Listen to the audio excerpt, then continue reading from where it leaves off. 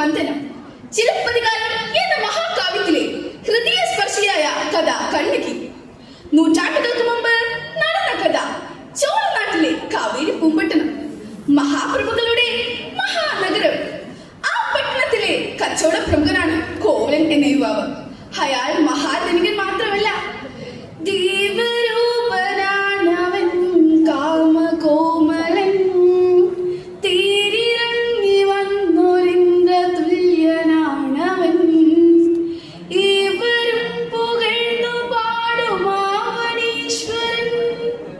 സർവസൽഗുണങ്ങളും തികഞ്ഞ കോവലൻ. സർവസൗഭാഗ്യങ്ങളും തികഞ്ഞ കോവലന്റെ പ്രിയ പത്നിയാണ് കണ്ണകി. മാതൃകാ ദമ്പതികളായി അവർ ജീവിതോത്സവം ആഘോഷിക്കുകയാണ്. സുന്ദരിയും സുശീലയുമായ കണ്ണകിയെ ആണ്ടവ കോലകത്ത് വെച്ച് ആദ്യമായി കണ്ടുമുട്ടിയ ആ അസുലഭ നിമിഷത്തെ അവൾ ഇടയ്ക്കിടെ അവളെ ഓർമ്മിപ്പിക്കുമായിരുന്നു. തിരുനടയിൽ തൊഴുതുന്ന തമ്പുരാട്ടി, പുലരുളിയിൽ കതിർ ചൊരിയും കോമലാംഗി, കനകമയം തരുനിറവും കരിമിഴിയാളെ, മമ ഹൃദയം കവസദനം പൂമൊഴിയാളെ. കണ്ണകി, ഉന്നെ കിടച്ചത് എൻ മഹാഭാഗ്യം. നീ ഇല്ലാമൽ എനക്ക് വാഴയില്ലേ. അത് കേൾക്കെ അവളോട് കവൽ നാണം കൊണ്ട് തൊടുത്തു പോകും. ആഹ്ലാദകരമായ ദിനരാത്രങ്ങൾ പൊഴിഞ്ഞുകൊണ്ടേയിരുന്നു. ആയിടെ അമ്മൻ കോവിലകത്ത് ഉത്സവത്തിന് കൊടികയറും. തോരണങ്ങളും കമാനങ്ങളും ഒരുങ്ങി തേരും തേരോട്ടവും ഉയർന്നു. എല്ലാത്തിനും മുൻപന്തിയിൽ കോവലൻ തന്നെ. തിരക്കൂത്ത് ആരംഭിക്കുകയാണ്. നൃത്തനാട്ടിൽ പേരുകേട്ട അഴക റാണി മാധവിയാണ് നർത്തകി.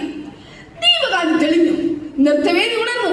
മിന്നൽ കൊടി പോലെ ചടുല താളമേളങ്ങളിൽ മതിമറന്നാടിയ മാധവി ഒരു സ്വർഗ റാണിയായി മാറി. ആനന്ദലഹരിയിൽ അകന്നളന്ന ആയിരങ്ങൾ. നൃത്തം അവസാനിച്ചു. കരഘോഷങ്ങൾക്ക് മുമ്പിൽ കൈതൊഴുത് നർത്തകി അണിയറയിലേക്ക് മടങ്ങി. മായികമായ വിഭ്രാന്തിയിൽ നിന്ന കോവലൻ അതാ അണിയറയിലേക്ക് പായും.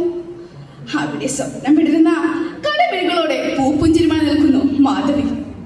നോടിയിടയിൽ കോവലൻ തന്റെ രത്നഹാരമുറി അവക്ക് നേരെ നീട്ടി. മണിക്കിലുങ്ങും പോലെ ചിരിച്ചുകൊണ്ട് അവൾ കൈനീട്ടി. ആ കൈകൾ എന്നോട് നേരം പുണർന്നു നിന്നു. പ്രിയരെ, കോവലന്റെ ജീവിതത്തിലെ വഴിത്തിരിവായിരുന്നു ആ നൃത്തസന്ധ്യ. അന്ന് തൊട്ട് അവൻ ആക്കിയെ മാറി. വീട്ടിലെത്തുന്നത് തന്നെ വല്ലപ്പോഴുമായി. അവന് കണ്ണിയെ കാണുന്നത് തന്നെ ചതുർത്ഥിയായി. മദ്യപിച്ച് വന്ന് ബഹളം കൂടുന്ന കോവലനെ കാലിൽ പിടിച്ച് അവൾ കണ്ണീരൊഴിച്ചു. ഞാൻ എന്ത് തെറ്റ് ചെയ്തു? നശിക്കുന്നു. മാറി നില്ലടി മടുത്തു പോപ്പുറത്ത് പ്രേതമേ, മാധവി എനിക്ക് സ്വർഗരാജ്യമാണു കാമിനി. ആ മനോഹരാങ്ങി നിന്ന ചുറ്റുവട്ടമെത്തുവാൻ 7 ജന്മമെങ്കിലും ജനിക്കണം, നീ ഓർക്കണേ. കണ്ണകിയുടെ കണ്ണീരിൽ കുതിർന്ന നാളുകൾ കൊഴിഞ്ഞുകൊണ്ടേയിരുന്നു. കോവലൻ തിരികെ വന്നില്ല. അങ്ങ് കാഞ്ചനത്തെ മട്ടുപ്പാവിൽ മാധവി കോവലനെ മയക്കിയിടുകയാണ്. ആടിയും പാടിയും പ്രണയ പൂവാലിയിൽ ഇരുകൂകിലങ്ങൾ പോലെ നമിച്ചു വാണു. പാടെ മറന്നവൻ സർവസമ്പത്തും നൽകി പ്രേമദാമത്തെ തന്റെ സ്വന്തമാക്കിയിടാൻ വെമ്പി. മാധവിയുടെ മായാവലത്തിൽ കുരുങ്ങിയ കോവലൻ അവൾ ആദരിച്ചു തന്നു. ആ കാൽ കീഴിൽ സമർപ്പിച്ചു. ആ നൃത്തക്കാരുടെ കടക്കല്ലിൽ കോണിൽ ഒരു കളിപ്പാവിയെ പോലെ അവൻ കുരുങ്ങിക്കിടന്നു. എല്ലാം കിട്ടിക്കഴിഞ്ഞപ്പോൾ മാധവിയുടെ മട്ടുമാറി. അവൾ കോവലന്റെ മുഖം നോക്കി അട്ടഹസിച്ചു. കണ്ട മദ്യന്മാർക്ക് കയറി നിറങ്ങാനുള്ള സത്രമല്ലത്. മാധവി, ഇത് നീ തന്നെയോ? അതെ, ആള് മാറിയിട്ടില്ല. എന്താ മേടിച്ചു നോക്കുന്നേ? കടക്ക് പുറത്ത് കാശിന് കൊള്ളാത്തവൻ. അവൾ വാതിലുകൾ കൊട്ടിയടിച്ചു. സർവസമ്പാദവും നഷ്ടപ്പെട്ട ആ ഹതഭാഗ്യം കുറ്റപ്പെടുത്താൻ കണ്ണീരിനടുത്തേക്ക്. ഉരുകുന്ന നെഞ്ചുമായി ഒരു ഭ്രാന്തനെ പോലെ തെരുവിൽ വിതുമ്പുന്നു പാവം. ഇനി ഏതു പാത, ഇരുളാണ്ട വഴികൾ, ഒരു കുഞ്ഞു താരവുമില്ല. ഇനി ഏതു പാത, ഇരുളാണ്ട വഴികൾ, ഒരു കുഞ്ഞു താരവുമില്ല.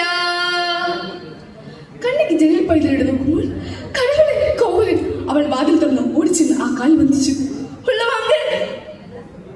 കണ്ണകി, കാരുണ്യം വഹിക്കാത്ത മഹാപാപിയാണ് ഞാൻ. എനിക്ക് മാപ്പ് തരും. അങ്ങനെ പറയരുത്. തെറ്റുപറ്റുക മനുഷ്യ സഹജമല്ലേ? എനിക്ക് അങ്ങേ തിരിച്ചു കിട്ടിയല്ലോ, അത് മതി. ആ കുലധർമ്മപത്നിയുടെ സ്നേഹത്തിന്റെ ശീതള ചായയിൽ കോലിന്റെ നെഞ്ചിലെ തീയണഞ്ഞു. കണ്ണകി, നമുക്ക് ജീവിക്കാൻ ഇനി എന്താണ് മാർഗം? വഴിയുണ്ട്. അവൾ പെട്ടിറന്ന് ആ പട്ടുപൊതി കയ്യിലെടുത്തു. നോക്കൂ, മാംഗല്യനാളിലെൻ താതനാണീച്ച പൊഞ്ചിലമ്പാണിതു വാങ്ങൂ.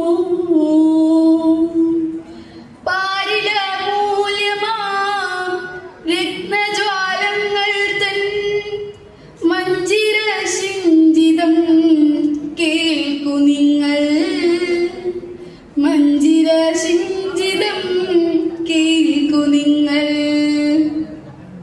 വിഷമിക്കാതെ, എനിക്ക് അച്ഛൻ തന്ന ഈ പൊഞ്ചിലുകളിൽ നിന്ന് ഒന്ന് വിറ്റാൽ നമുക്ക് ഏറെക്കാലം സുഖമായി ജീവിക്കാം. ആ കുലധർമ്മപത്നിയുടെ സ്നേഹത്തിന്റെ ശീതളച്ചായി കോവലന്റെ കണ്ണുകൾ നിറഞ്ഞുപോയി. പിറ്റേന്ന് തന്നെ കോവലൻ പാണ്ഡ്യനാട്ടിലെ പേര് കേട്ട രത്നചാരയുടെ കടയിലേക്ക് പോയി. തട്ടാൻ ചിലവുമായി അകത്തേക്ക് പോയി. ഏറെ കഴിഞ്ഞില്ല, ഒരു കുതിരവണ്ടി പാഞ്ഞു വന്നു നിന്നു.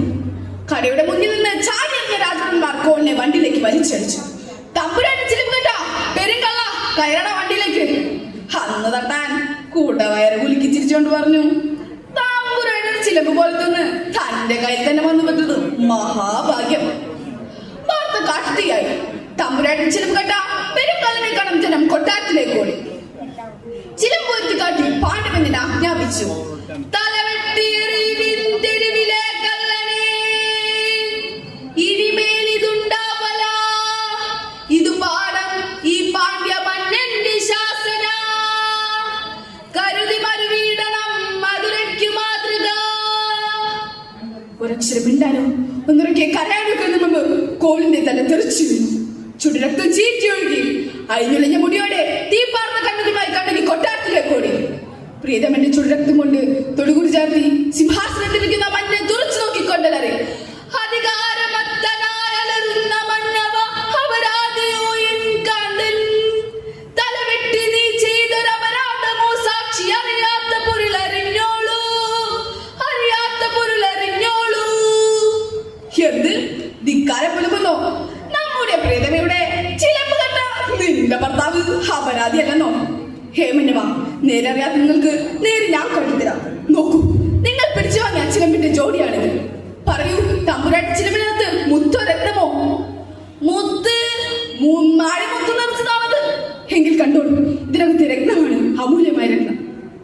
അവൾ ആ ചിലമ്പ് സഭാ മണ്ഡപത്തിലേക്ക് വലിച്ചെറിഞ്ഞു. ചിലമ്പ് പൊട്ടി. തമ്പുരാൻ നെടുങ്ങി. കാലുകൾ കിടിലം കൊണ്ടു.